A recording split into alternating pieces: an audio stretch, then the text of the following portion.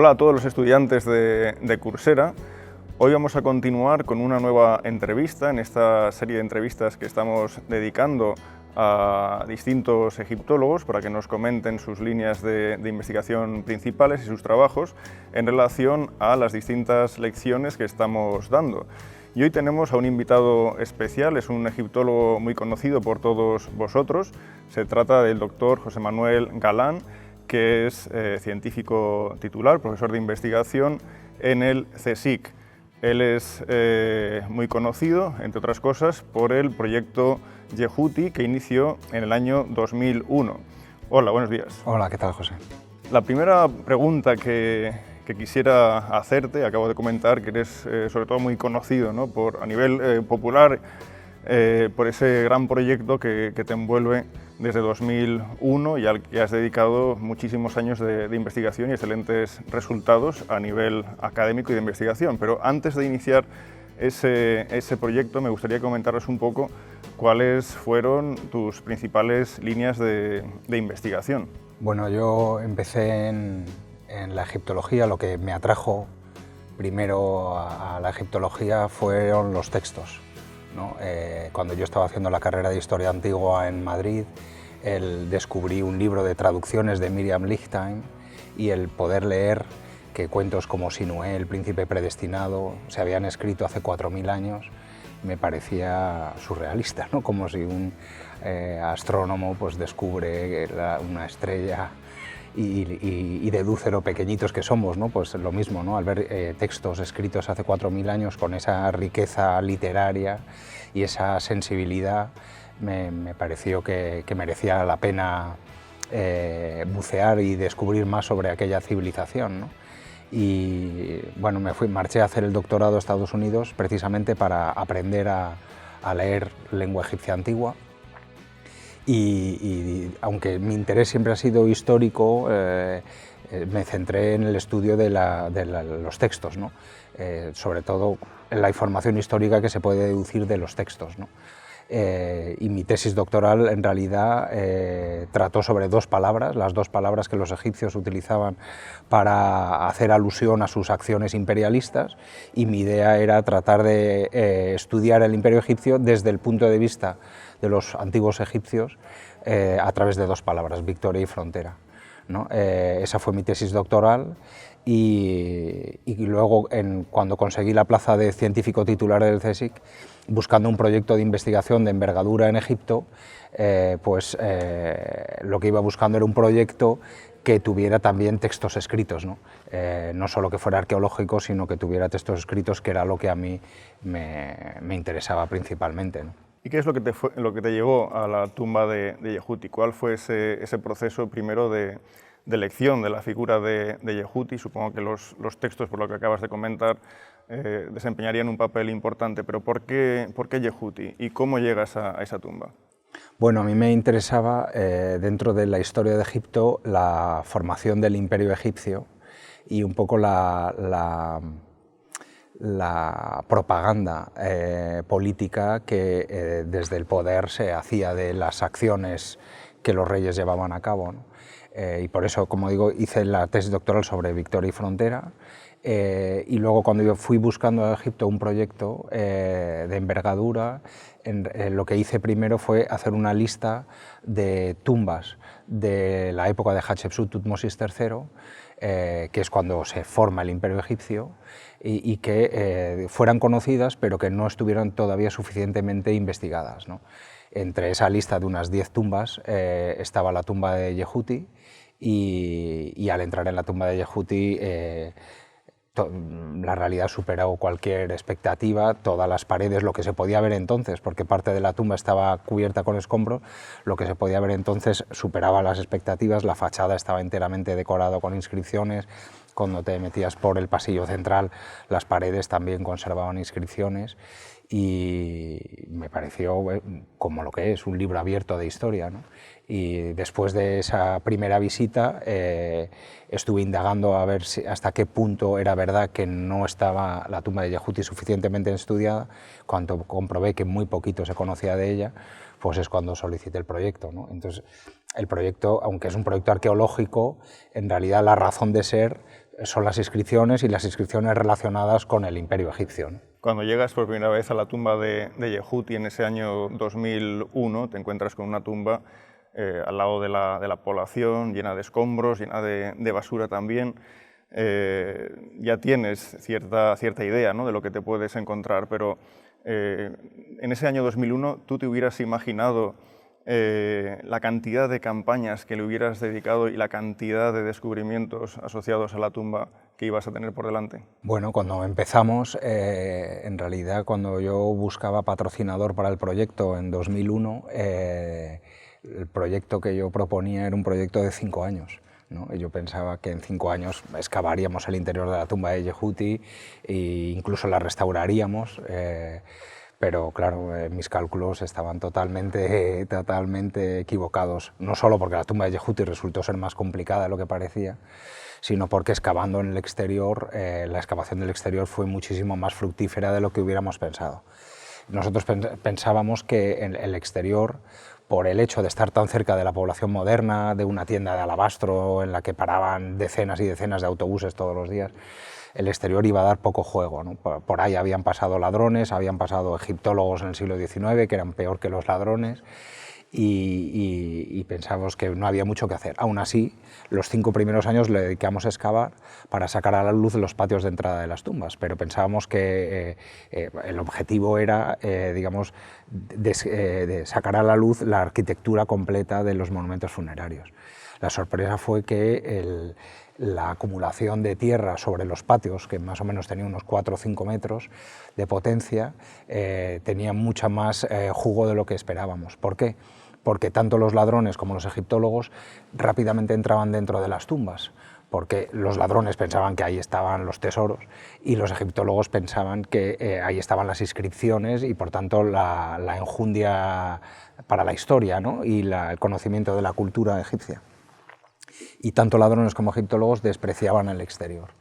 Y curiosamente el exterior, que era lo más vulnerable, es lo que quedó más intacto, ¿no? Y tú lo sabes bien, ¿no? A pocos centímetros de la superficie del suelo moderno encontramos un enterramiento intacto del año 1000 a.C., pero no solo eso, sino que en toda la superficie, a 20 centímetros del suelo, salían conos funerarios, shaptis de distintas épocas, y realmente es sorprendente el volumen de hallazgos, ¿no?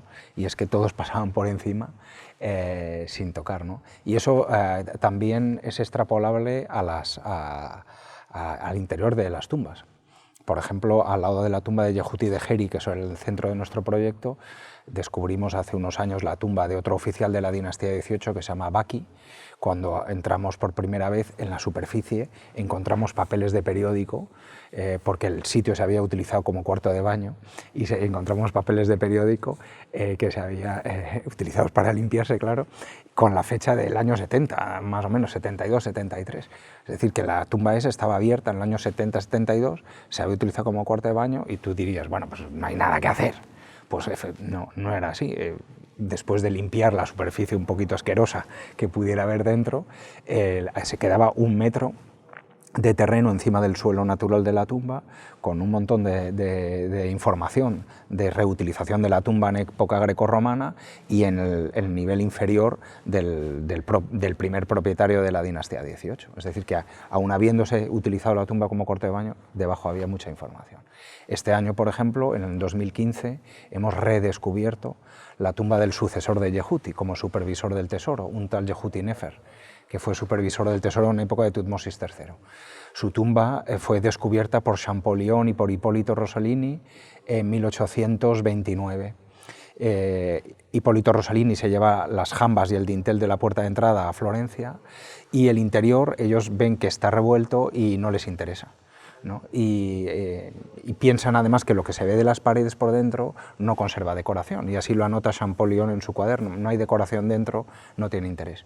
Pero claro, dentro hay 1,5 metros de potencia de terreno, y en el futuro esperemos que cuando descubramos quede algo de la decoración original. Es decir, que hay veces que donde parece que no hay nada, precisamente es ahí donde puede saltar la sorpresa, ¿no? Estás hablando de la excavación de Yehuti, de varios descubrimientos que habéis realizado recientemente. Es evidente que se trata de una gran excavación.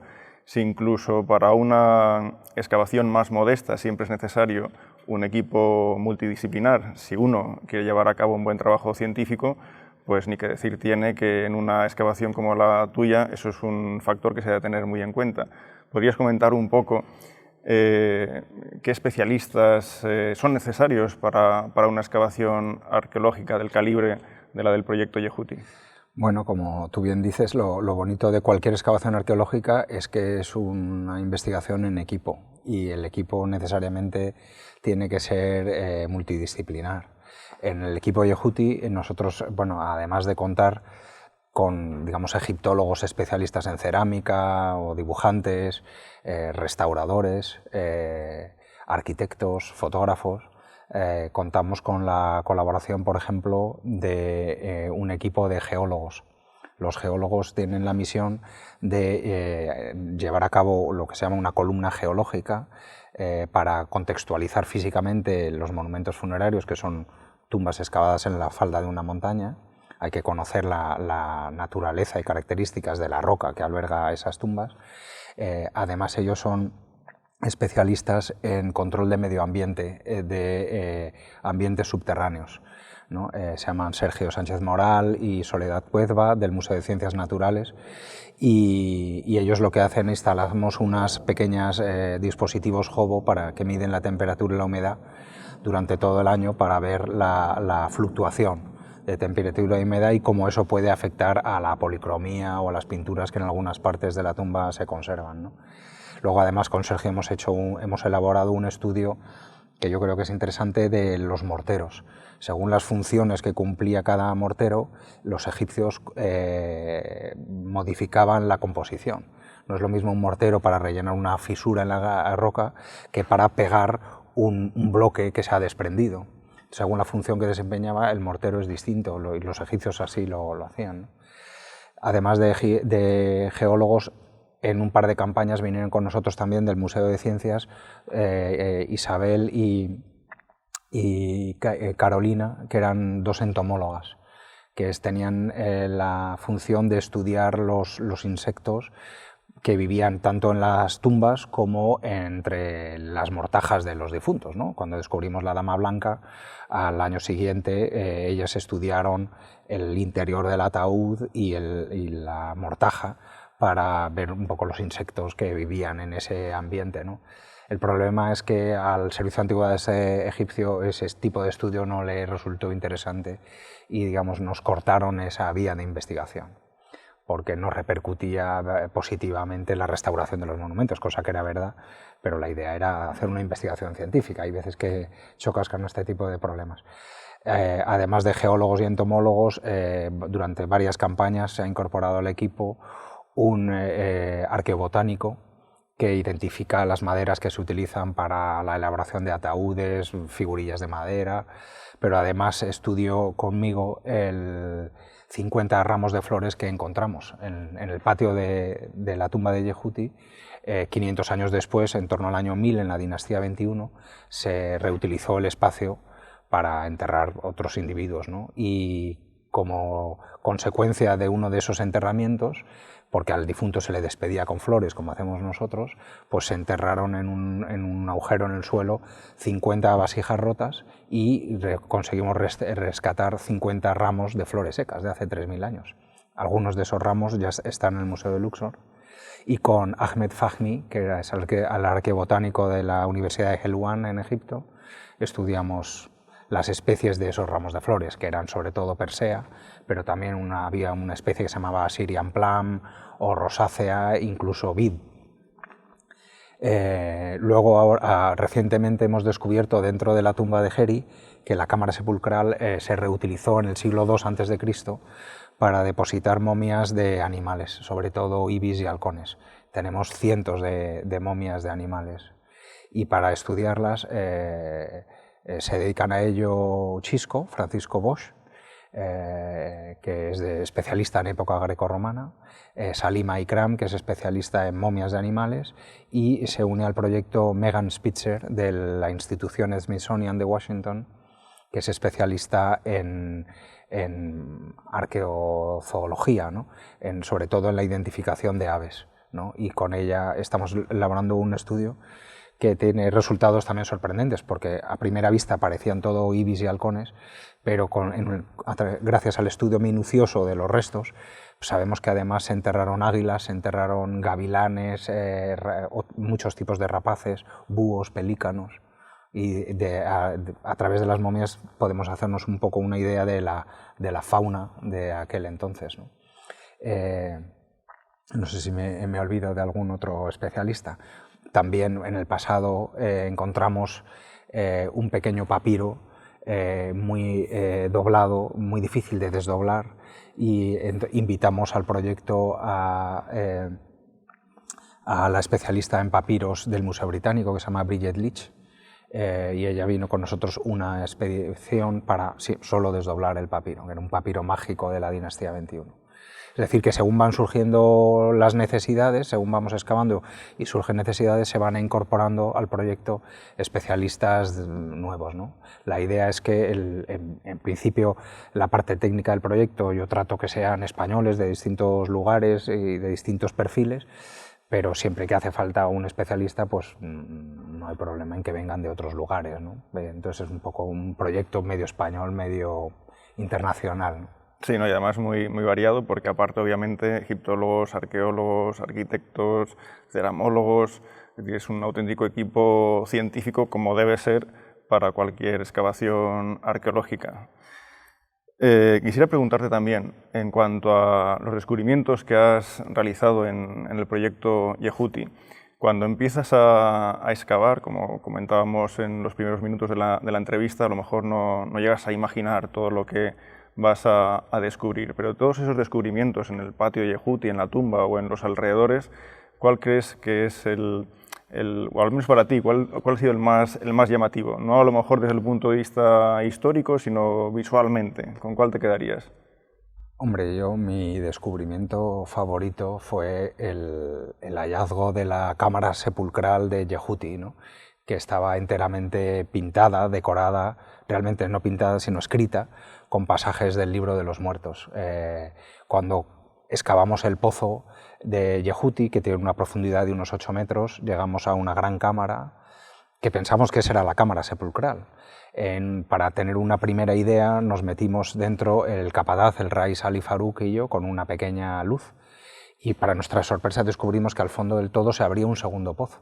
Ese segundo pozo además era de difícil acceso porque estaba rodeado de grandes bloques de piedra que amenazaban con caerse.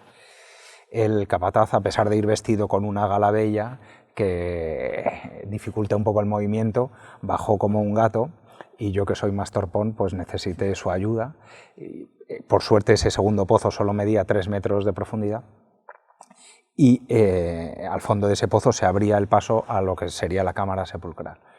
En aquel entonces las cámaras sepulcrales no suelen estar decoradas, y no esperábamos que estuviera decorada. Y el Rais Ali Farouk, que iba primero, enchufó su linterna al suelo, esperando pues, que fuera poco más que el tesoro de Tutankamón, ¿no? Versión Yehuti, y al encontrarse la cámara vacía, pues empezó a jurar en árabe, a maldecir a sus antepasados, los ladrones.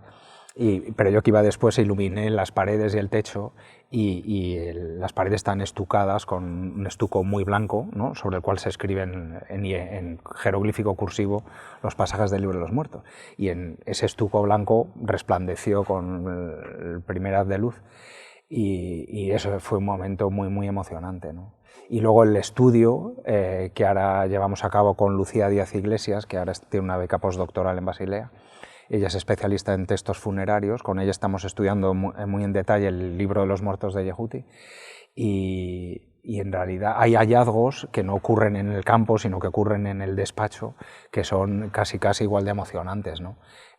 Con ella hemos ido no solo estudiando los pasajes que se ven en la pared ahora, sino hemos recogido los fragmentos caídos en el suelo y hemos podido recomponer las partes que faltan, ¿no? Y hemos ido completando la versión de Yehuti. Y eso es algo, digamos, casi igual de emocionante, ¿no? Y la importancia del Libro de los Muertos de Yehuti creo que es sobresaliente. O sea, es uno de los primeros ejemplares del Libro de los Muertos. El Libro de los Muertos se empezó a escribir a comienzos de la dinastía XVIII sobre vendas de lino, ¿no? Y por la dificultad de escribir sobre una tela, los primeros ejemplares del libro de los muertos son relativamente breves, sin apenas viñetas, salvo un par de excepciones, ¿no? Y luego, en época de Tutmosis III y sobre todo Amenhotep II, el libro de los muertos ya pasa a escribirse en papiro y eso permite hacer versiones muchísimo más largas, ya decoradas, etc. Entre el lino de principios de la XVIII y el papiro de finales de Tutmosis III, está Yehuti, que lo escribe en las paredes y en el techo de su cámara, ¿no? Y eso le da una importancia clave en el desarrollo de este corpus funerario, ¿no? Y yo creo que es, desde mi punto de vista, el hallazgo más importante desde el punto de vista histórico y también emocional, ¿no? Luego hemos encontrado pues, el ataúd de Iker, que es llamativo encontrar un ataúd intacto del año 2000 a.C., o recientemente el ataúd de Neb de la dinastía XVII del año 1600. Son momentos, bueno, muy visuales, de impacto así, ¿no? Pero lo otro es una importancia más sosegada y también más literaria, que es lo que a mí me atrajo a Yehuti, ¿no? Vamos a comentar algunas preguntas que han realizado estudiantes de Coursera para ti. Ahora, por ejemplo, hay una pregunta de Juan Carlos García Reyes que comenta cuándo se va a abrir la tumba de Yehuti, si es que se va a abrir, para su visita al público. Bueno, nosotros desde casi el principio del proyecto tenemos la idea y el sueño de que se abran al público.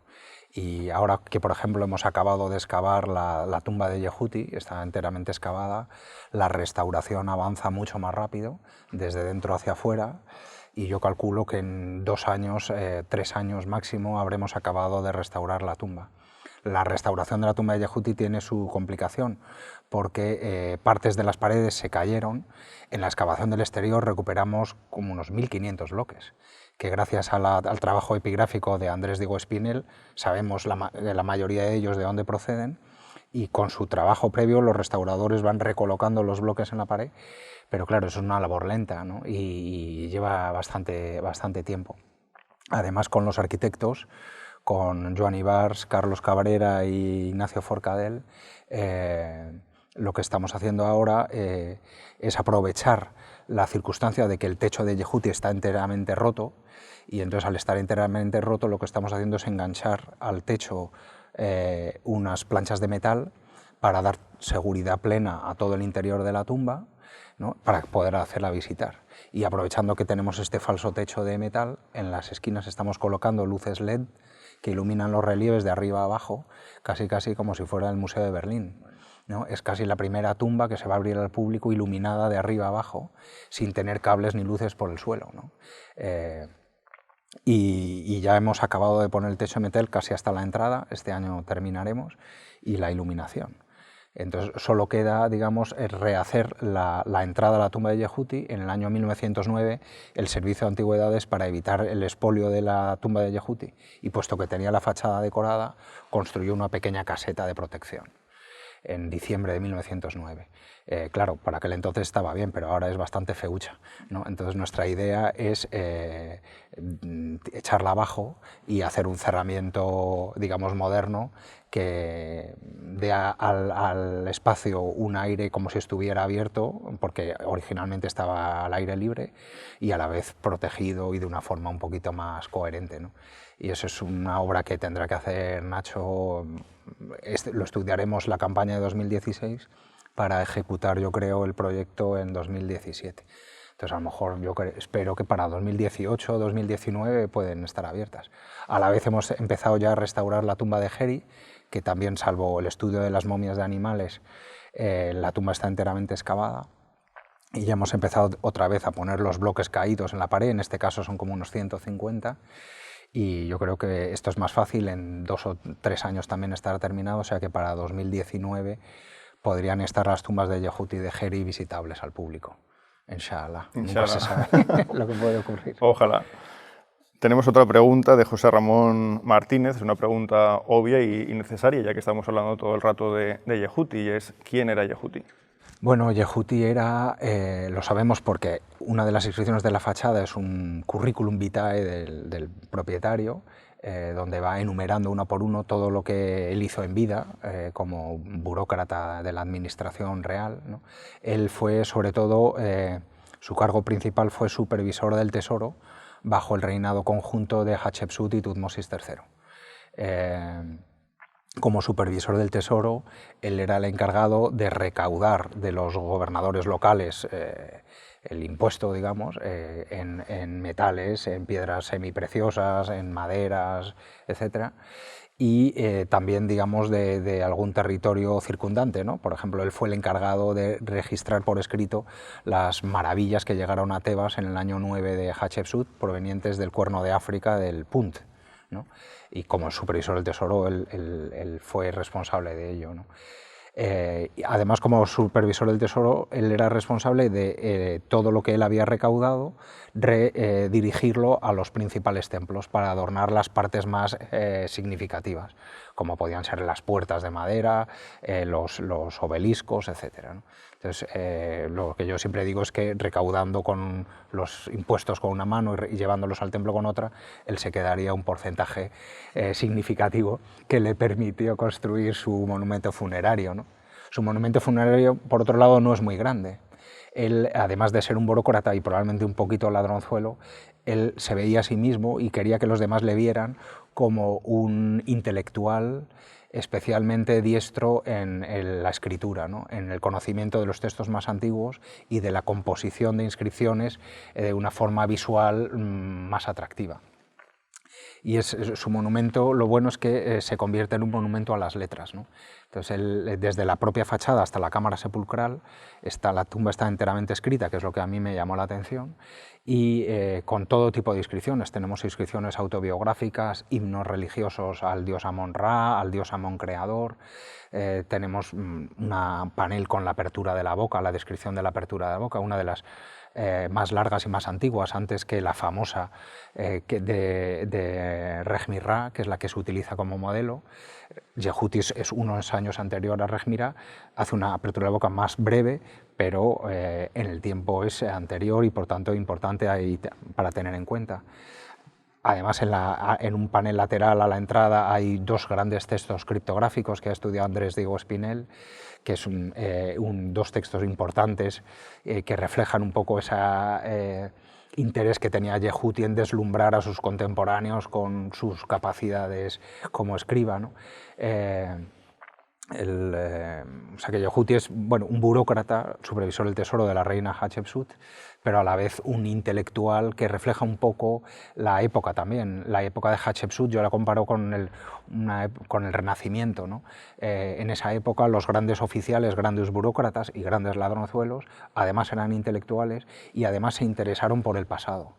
Y tenemos constancia de que ellos visitan monumentos anteriores, de 500 años anteriores, y les interesa, hacen graffiti para demostrar que estuvieron allí, ¿no? Y copian modelos, ¿no? Y versionan modelos, ¿no? De hecho, en aquella época, por ejemplo, se visita la tumba de una de las princesas de la dinastía 11 de Neferu, que estaba decorada con textos religiosos, su cámara sepulcral. Yehuti probablemente visitó la cámara de la princesa Neferu, y lo que pasa es que él, 500 años después, lo que hace es no copiar los textos, que ya estaban pasados de moda, pero la versión moderna en la dinastía 18 es el libro de los muertos, mientras que Neferu hace textos de los ataúdes. Es decir, que es una época de renacimiento cultural, de una edad de oro de las letras, de las artes y también política y económicamente hablando, ¿no? Es una época, yo creo que de las más interesantes del antiguo Egipto, desde mi punto de vista. Sin duda.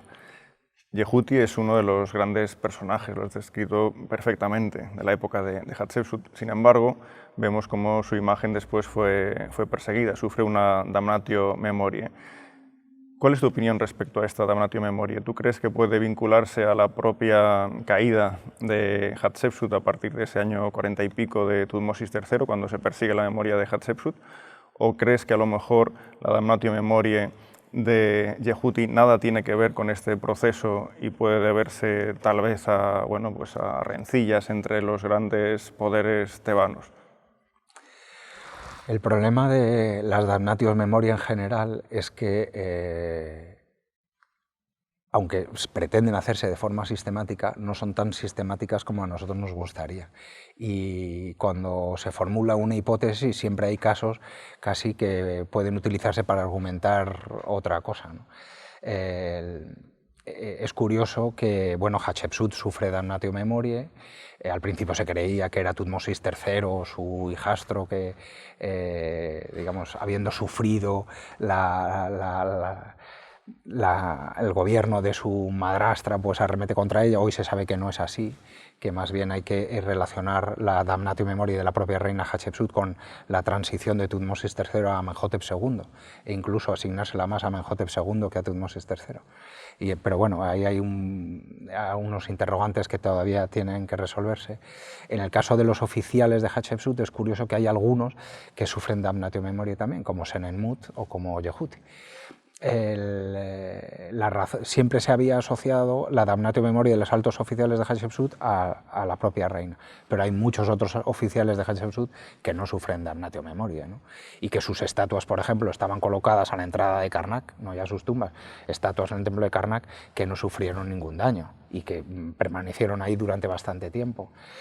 En ese sentido, tratar de entender la damnatio memoriae que sufre Yehuti en su monumento, que es el único documento histórico que tenemos de Yehuti, no tenemos estatuas de él en otros lugares, pues es un poco complicado, ¿no? Y tal vez sea más seguro tratar de vincular su damnatio memoriae con algo más bien de tipo familiar, ¿no? Alguien que obviamente pues no tenía especial amor a Yehuti por las razones que fueran y que decide borrar su monumento, ¿no? El nombre sistemáticamente de su monumento. Lo que ocurre es que dentro de su monumento también hay contradicciones. Por ejemplo, el nombre de Yehuti está borrado de toda la parte de arriba del monumento, pero los conos funerarios, por ejemplo, que se colocaban en la fachada, no sufren damnatio memoriae. ¿Por qué no sufren damnatio memoriae? Dice, bueno, porque a lo mejor cuando se lleva a cabo los conos ya se han caído al suelo, están por el suelo, incluso a lo mejor cubiertos con tierra la mayoría de ellos, y los agresores los desprecian. Ya, pero es llamativo. En Yehuti hemos recogido, yo creo que ahora actualmente tenemos 400 conos funerarios de Yehuti. Que no se entretuvieron en borrar el nombre de un par de ellos, por lo menos. Pues no, los conos funerarios no sufren damnatio memoriae a pesar de estar en la fachada. Otro lugar que tampoco sufre damnatio memoriae es la cámara sepulcral. El libro de los muertos de Yehuti conserva intacto el nombre de Yehuti. Dices, bueno, pero es que a lo mejor la cámara sepulcral en ese momento está bien accesible porque parte del techo había colapsado.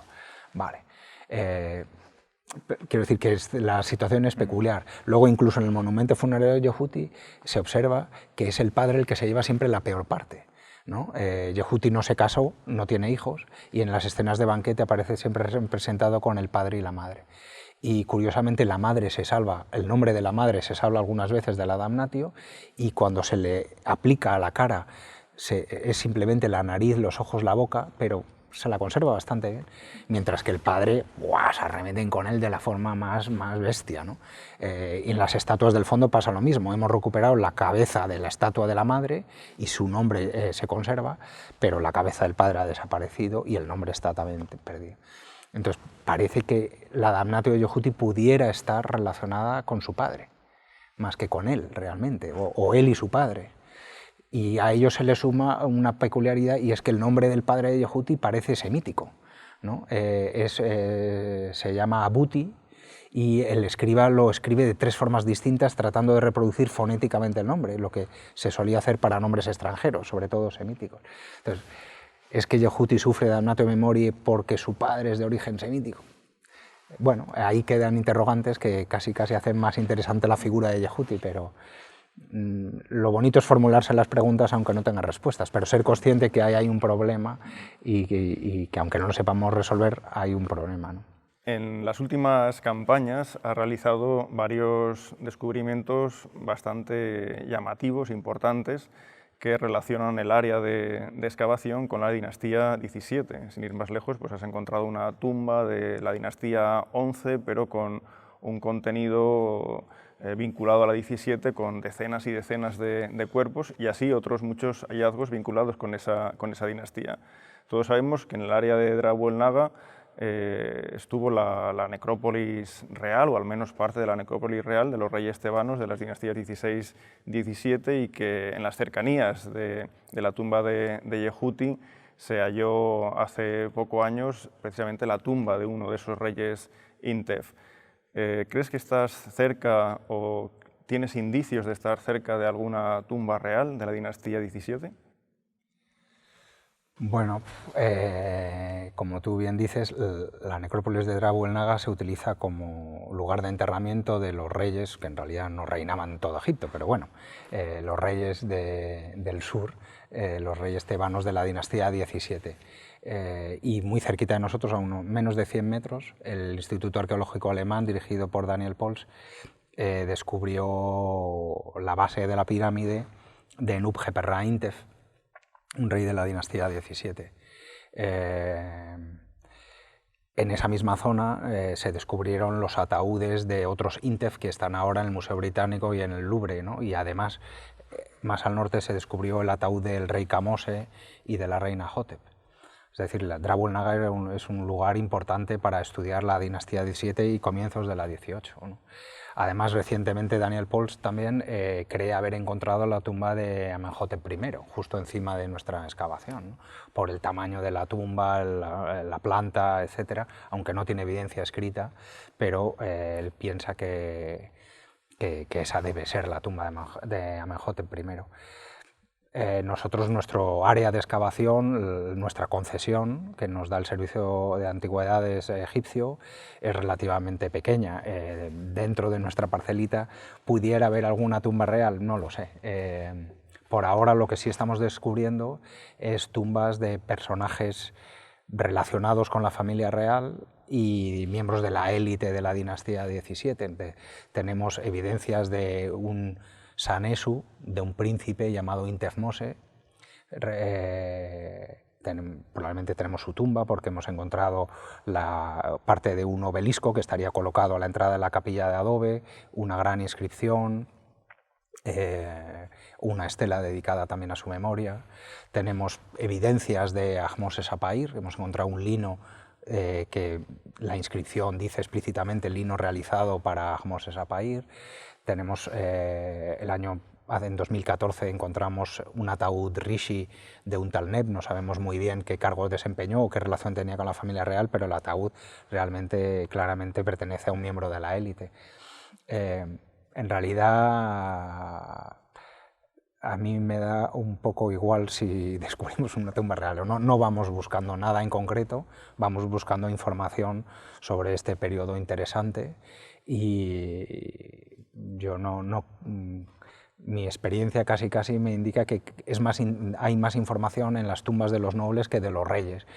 Y yo creo que si seguimos lo que estamos haciendo ahora, descubriendo más personajes de esta época, creo que sería más que un sueño, no necesitamos ningún rey en nuestras vidas para ser felices, ¿no?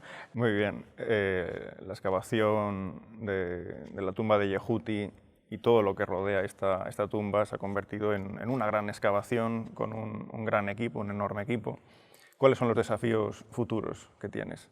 Bueno, los desafíos, o sea, yo como director del proyecto, mis desafíos reales son, uno, conseguir financiación, que eso es complicado, sobre todo eso cuando el proyecto va adquiriendo dimensión, pues es complicado reunir la financiación necesaria, porque el segundo y más grave problema es mantener al equipo. O sea, el problema es que, digamos, van pasando los años, llevamos 15 años en Yehuti y la gente necesita vivir de algo, ¿no? Y es muy difícil mantener a un equipo, ¿no? Porque entre campaña y campaña tienen que tener trabajo y eso es más complicado de lo que parece. Los restauradores ahora están pasando momentos complicados, los arquitectos, ni qué decir tiene, están pasando momentos complicados. Para los egiptólogos jóvenes que participan en el proyecto necesitan becas, contratos y eso es lo más complicado, darle una continuidad al equipo, ¿no? Yo como director, esa es mi misión, es conseguirlo, pero claro, los tiempos son difíciles, ¿no? Y ese es realmente mi reto, ¿no? Científicamente también es verdad que el nivel de información que vamos acumulando es tal que no damos abasto con las publicaciones, aunque el proyecto ha publicado ya pues, más de 60 artículos científicos, es verdad que todavía tenemos muchísimos hallazgos importantísimos por publicar y por distintas circunstancias pues no damos abasto, y el gran reto también de los próximos años es publicar el libro de los muertos de Yehuti, publicar la excavación del patio de entrada a la tumba de Yehuti, que todavía no lo hemos publicado, publicar lo que llevamos excavado de la necrópolis de la 17. O sea, todo lo que hacemos no tiene sentido sin la publicación científica que viene después, ¿no? Y eso es el gran reto. Bueno, pues muchas gracias por estos minutos que nos has dedicado. Estoy absolutamente convencido que a nuestros estudiantes de Coursera les habrá parecido una conversación, una entrevista muy atractiva, y seguro que hemos aprendido todos de ella. Muchas gracias. Gracias, José, y hasta otra. Hasta otra.